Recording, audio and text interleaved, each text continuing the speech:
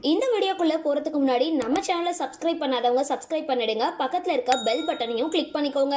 வாங்க வீடியோக்குள்ள போகலாம். கடந்த ஆண்டு கணவர் மனோஜோட மறைவு, இந்த ஆண்டு மாமனார் இறப்பு அப்படின்னு மீளாத துயரத்துல மூழ்கி போயிருக்காங்க பாரதி ராஜாவோட மருமகள் நந்தனா மனோஜ். தமிழ் சினிமால மூத்த இயக்குனரான பாரதி ராஜா ஜூன் 10 அன்னைக்கு உடல் நலக்குறைவு காரணமா சென்னை நீலாங்கரை வீட்டுல இருந்து சிகிச்சை பெற்று வந்த நிலையில சிகிச்சை பலனளிக்காம அவர் மரணம் அடைஞ்சிருந்தாரு.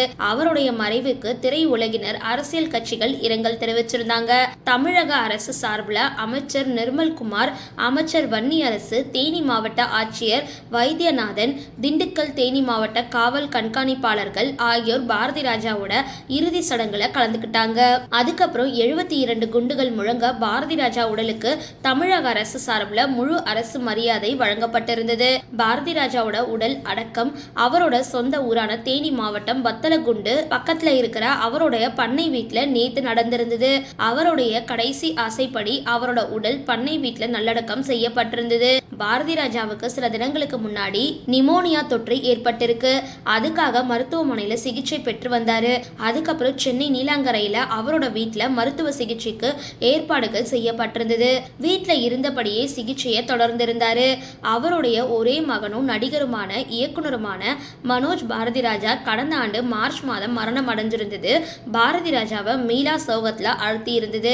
மகன் மரணத்துல இருந்து மீண்டு வர முடியாம தவிச்சிட்டு வந்த பாரதி ராஜா வயது முதிர்வு மற்றும் உடல் நலக்குறைவு காரணமா மரணம் அடைஞ்சிருக்காரு. 1977 ஆண்டு வெளியான 16 வயது நிலை அப்படின்ற படம் மூலமா இயக்குனரா அறிமுகமான பாரதி ராஜா பல வெற்றி படங்களை கொடுத்திருக்காரு.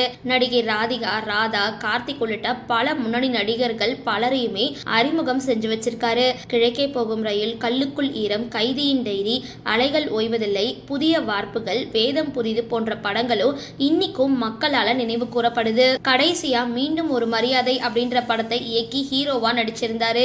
இயக்குனரா மட்டும் இல்லாம பல படங்கள்ல நடிகராகவும் நடிச்சு அசத்தி இருந்தாரு. பாரதி ராஜாவோட ஒரே மருமகளும் மறைஞ்ச மனோஜோட காதல் மனைவியுமான நந்தனா நேத்து பாரதி ராஜா இறுதி ஊர்வலத்துல தன்னோட 2 மகள்களை வச்சுக்கிட்டு கலங்கி நின்று இருந்தாங்க.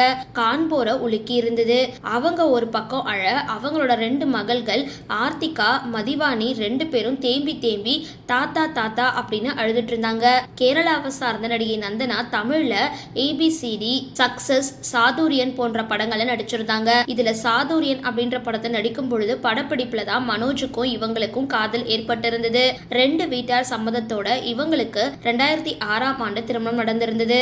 ஆனா அந்த படம் கடைசி வரைக்கும் வெளியாகல. கேரளாவுல திருமணமும் அதுக்கப்புறம் சென்னையில பிரம்மாண்டமான முறையில வரவேற்பு நிகழ்ச்சியும் நடந்திருந்தது. இவங்களோட திருமணத்துல உச்ச நட்சத்திரங்கள் எல்லாருமே கலந்துக்கிட்டாங்க. முதல்ல பாரதி ராஜா மனோஜோட காதலுக்கு ஓகே சொல்லல. நடிகை மலையாளி அப்படின்னு யோசிச்சாரா. அதுக்கப்புறம் ஒரு முறை கேரளாவிற்கு நேரில் போயிட்டு நந்தனாவை சந்திச்சு பேசியிருக்காரு. அதுக்கப்புறம் தான் கல்யாணத்துக்கு கிரீன் சிக்னல் காட்டியிருக்காரு. திருமணமாகி சில ஆண்டுகள் கழிச்சு மகன் மனோஜ் கிட்ட நந்தனா மாதிரி ஒரு மருமகள் கிடைச்சிருந்தது நம்ம எல்லாருமே செஞ்ச புண்ணியம் அப்படின்னு சொல்லியிருக்காரு. அந்த அளவுக்கு மருமகள் மேல பாரதி ராஜாவுக்கு அப்படி ஒரு அன்பு. நந்தனாவும் மாமா அப்படின்னு தான் கூப்பிடுவாங்களாம். சரி, இந்த வீடியோ பத்தின உங்களோட கருத்துக்களை கீழே கமெண்ட் பாக்ஸ்ல போஸ்ட் பண்ணுங்க. வீடியோ பிடிச்சிருந்தா லைக் பண்ணுங்க, ஷேர் பண்ணுங்க, மறக்காம டிபி காபி சேனலை சப்ஸ்கிரைப் பண்ணுங்க.